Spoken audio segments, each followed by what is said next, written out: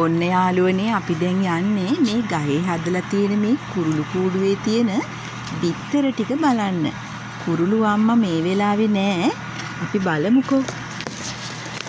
උඩින් මම පෙන්නන්න. මෙන්න බලා ගන්නකෝ බිත්තර කීයක් තියෙනවද? මට නම් පේන්නේ නෑ.